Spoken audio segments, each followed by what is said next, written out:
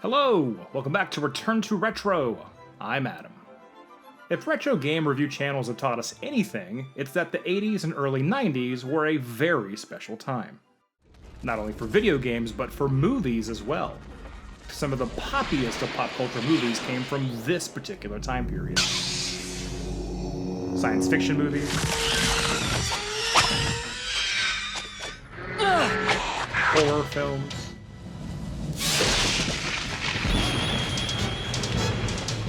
comedies. Hitman! I saw it! It's right here, Ray. It's looking at me. He's an ugly little spud, isn't he? I think he can hear you, Ray. But one genre in particular dominated both the box office and home rental charts throughout this era. Action. As a child of the 80s myself, I can tell you that we loved watching action movies. Diplomatic community.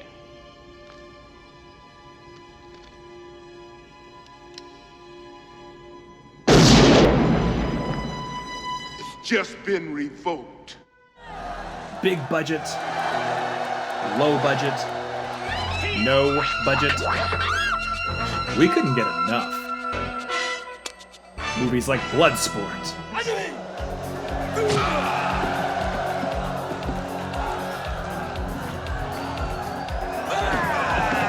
Kickboxer,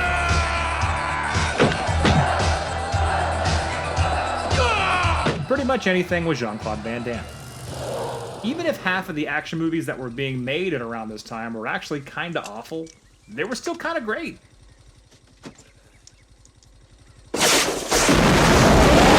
In some inexplicable, kind of undefinable way.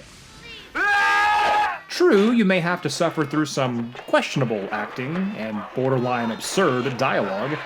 Don't you ever come back! I'm gonna be back and I'll get you!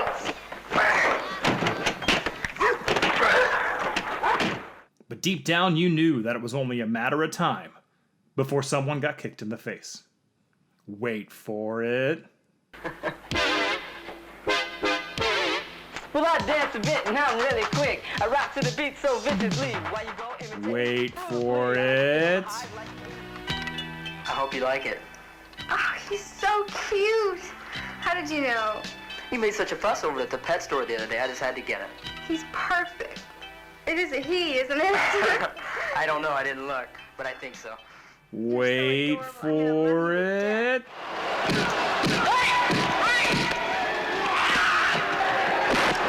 Yeah! And that burning desire for cheap 80s action and kicked faces did not stop at just movies. Oh no. In fact, one of the first video games to meet that particular criteria would have to be Pit Fighter. Pit Fighter punched and kicked its way into the arcades in mid-1990. In Pit Fighter, you play as one of 3 different combatants to compete in a brutal 15-match underground fighting tournament. You can choose between Buzz, an ex-professional wrestler, Ty, a kickboxing champion, or Kato, a third-degree black belt. And just so you know, the story doesn't change based on which character you choose because there is no story. This is a fighting game. You don't need a story. Did Pong need a story? Yes! One of the main reasons that this game stood out at the time is that instead of using traditional animated pixel art and sprite sheets that were typical of most other games, Pit Fighter was one of the very first games to use actual actors filmed in front of a blue screen and later turned into digitized sprites. A technique that would eventually be used to bring the characters of the highly successful Mortal Kombat series to life.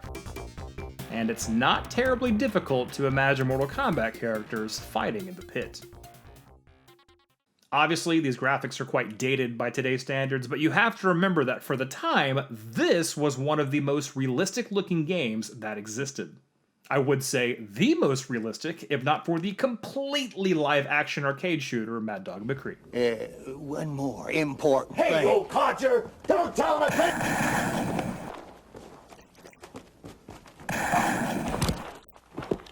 Hey, now that's good shooting, stranger. Pit Fighter was developed by Atari Games, which might confuse some people because when they think of the word Atari, they probably think of this. These, and that. But for many years, Atari Games, which is a division of Atari Incorporated, developed many games for arcades and home video game consoles.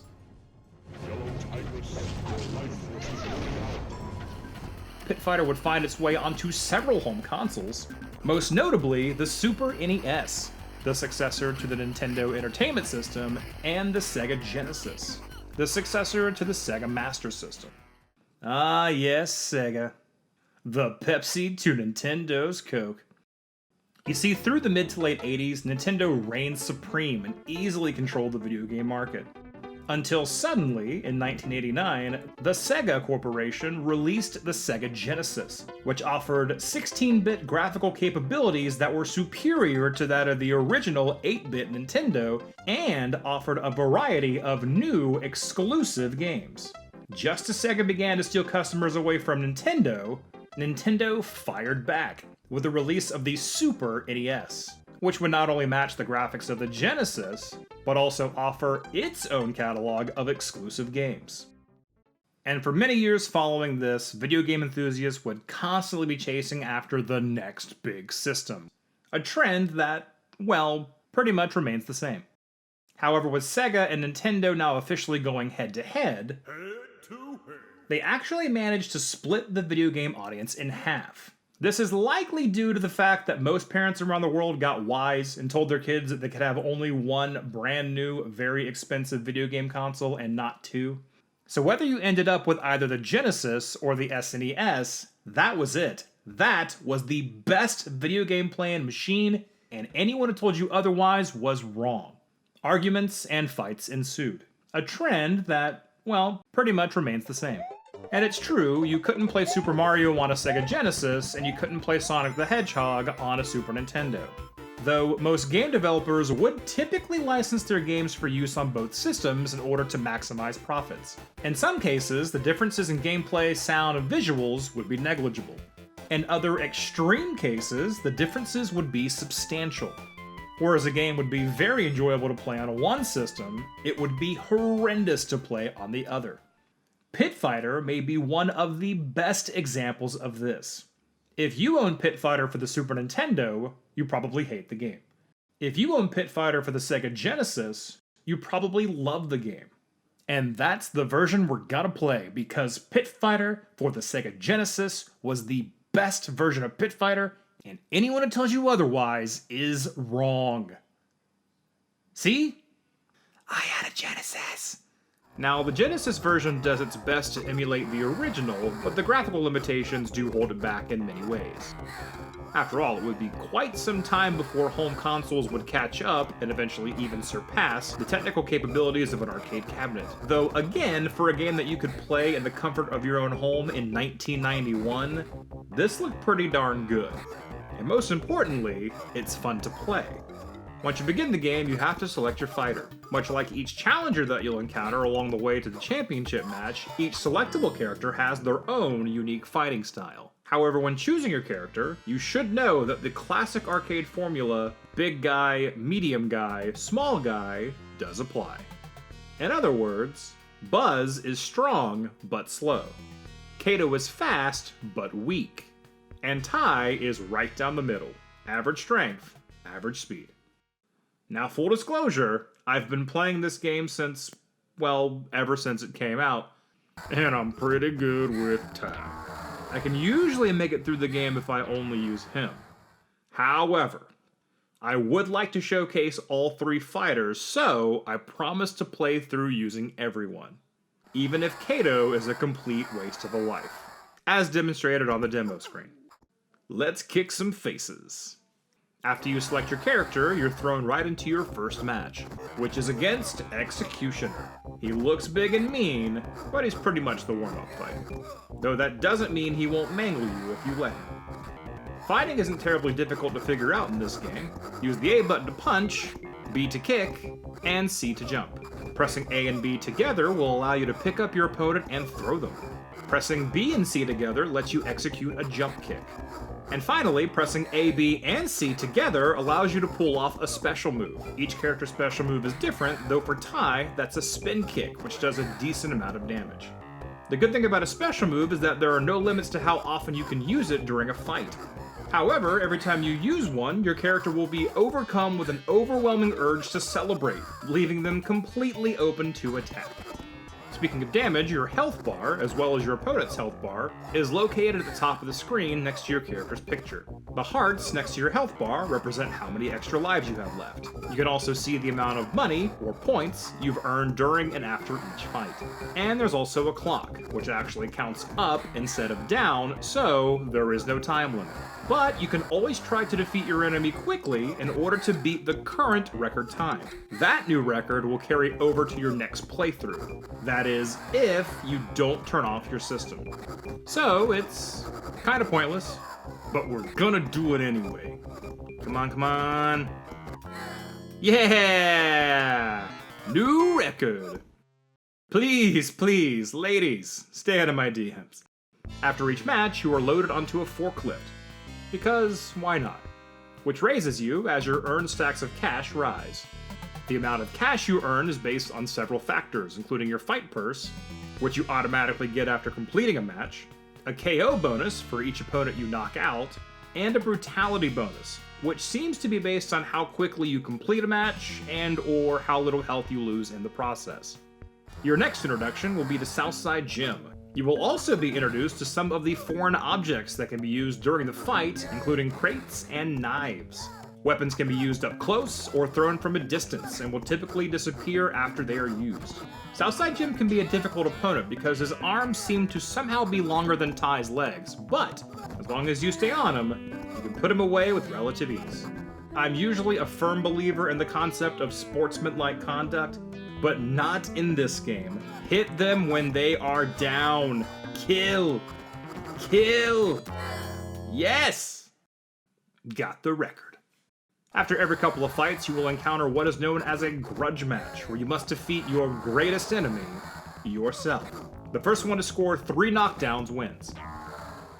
Fight yourself, a doppelganger. That's ridiculous. The good thing about grudge matches is that even if you lose, you still continue, though you will be admonished by the crowd.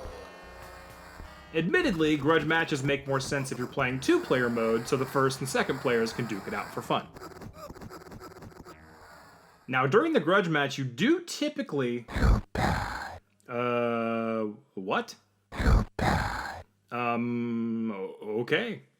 Your next opponent is Angel, and let me tell you, she might be a woman, but she's no lady. What she lacks in strength, she more than makes up with speed and agility. Nimble little minx, isn't she? Any opponent you face will prioritize picking up weapons to use against you. As you can see, there are even more weapons on this stage, including stools and throwing stars. This stage also includes the greatest weapon in the game, the Power Pill. The Power Pill will grant you superior strength and endurance for a limited amount of time. Do not let your opponent get the Power Pill.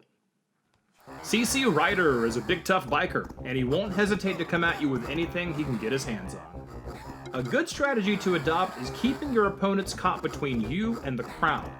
Speaking of which, just like the fighters, the surrounding crowd is also comprised of actors turned into digitized sprites, many of which repeat. Some look more human than others, and for some reason, this guy looks like Iron Man. For the most part, they just cycle through redundant cheering animations, though they actually play a pretty big role in the gameplay. If you or your opponent get too close to the crowd, they will actually shove you back into the arena. Not only that, but some audience members even have weapons that they'll indiscriminately use on you, which always seems to happen at the worst possible times. But then again, I guess there isn't really ever a good time to get knifed in the back. Whoops. Sorry, lady. I hope everyone here signed a waiver. Chainman Eddie is a tank, and the sound of his laughter will haunt you for the rest of your days.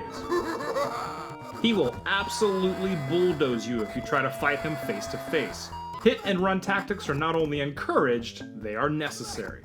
And I say that not only because of Chainman Eddie's brute strength, but also because of the game's highly inconsistent hit detection. Sometimes your attacks don't connect. Sometimes you just bounce off your opponent, and sometimes you really bounce off your opponent. Not to mention the occasional out-of-sync animation.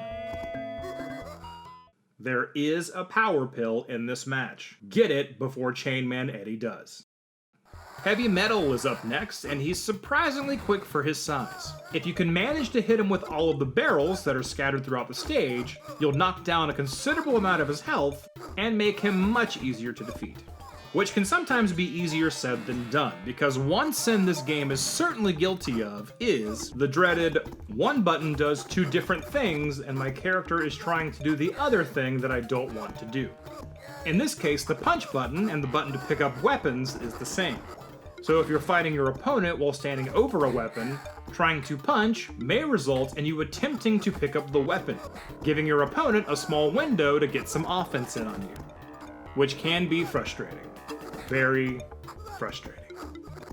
And we lost Ty. Switching to Buzz.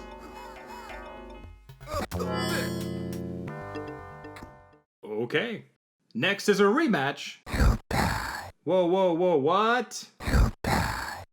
What?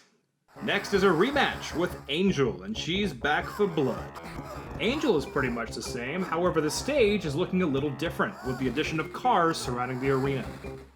Which has always reminded me of the Jean-Claude Van Damme classic, Lionheart. Which is interesting that I mentioned that, because this is a scene from Lionheart. And that is Mark Williams, aka Ty from Pit Fighter. Mad Miles is an army vet with a penchant for fighting with pool cues. When he gets his hands on one, you can use the cars to put some distance between you and him if you need to regroup. He's a mean mad man that likes to spit on you when you're down. Which doesn't make me feel so bad when I do this. That poor man. Another rematch, this time with Southside Jim. And yes, I just hit him in the face with a motorcycle.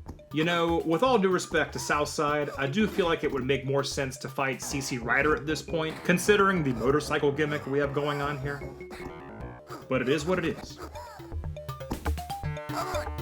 Buzz is down. Ugh, Kato.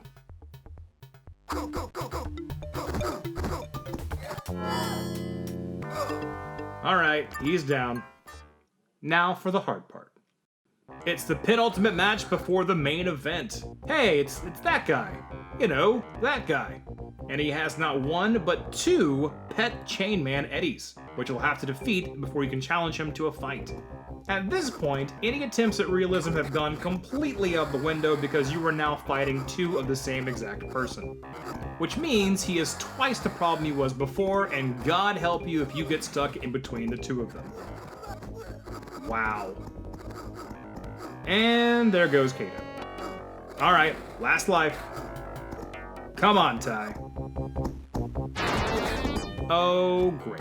This match was obviously designed to be a quarter killer when this game was originally released in arcades, and it will certainly soften you up before your final match.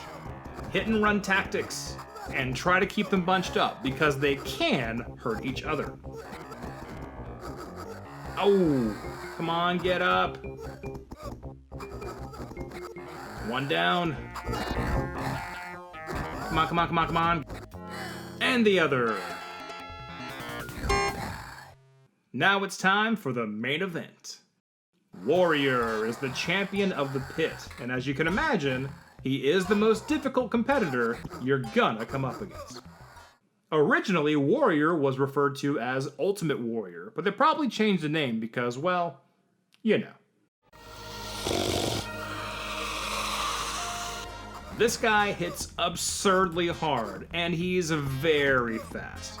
So keep your distance. Don't fight him face to face until you've exhausted all the level's resources. There's only one thing that can make him harder to beat. That. Oh no. Run, run, run, run. Yeah!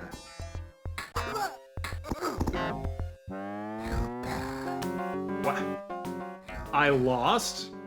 Wait a minute. I'm not supposed to lose. Hold on.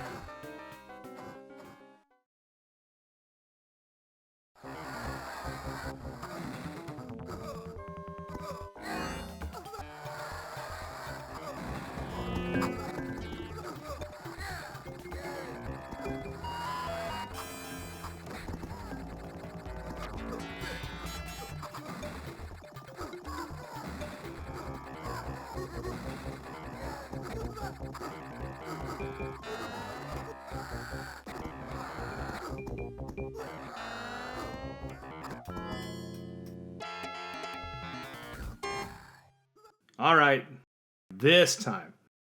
Okay, here we go. Get him. Get it. Get it. Come on, get up. Got him. Come on. Yes! I won! And now it's raining cash. And here come the hot babes. Well, in a 16-bit kind of way. Whoa, easy with the hands there, lady. And there you have it. That's Pit Fighter for the Sega Genesis. 80s action inspiration turned into a beautifully flawed blood sport. Now here's the part of the video where I tell you all of the sequels that were made over the years that you weren't aware of. There weren't any. Though there actually was supposed to be. In fact, Pit Fighter 2 was featured in several video game magazines, boasting an even bigger game with more opponents to fight and more selectable characters to choose from. Even though the game was basically near completion, it was cancelled before it could be released for unknown reasons. However, some characters and other assets were repurposed for another Atari Games project that released shortly after. Guardians of the Hood was released for arcade in 1992, and is considered by many to be the spiritual successor to Pit Fighter. Though it ditches the fighting game aspect in favor of a side-scrolling beat-em-up style, it does feature real actors turned digitized sprites, including actors such as James Southside Jim Thompson and Mark Ty Williams, and even goes as far as including characters that were advertised for Pit Fighter 2. It does sadden me to know that Pit Fighter 2 never made it to my Sega Genesis. Though it was a hit in the arcades, I guess Pit Fighter's Super Nintendo reputation was bad enough to prevent the release of the sequel. But honestly, is the Super Nintendo version really that bad?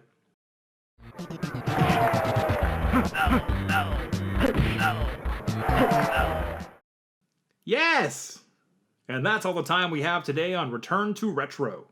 On my next episode, we'll be talking about... You'll die. What? You'll die. Oh no, it's Warrior. Don't worry, folks.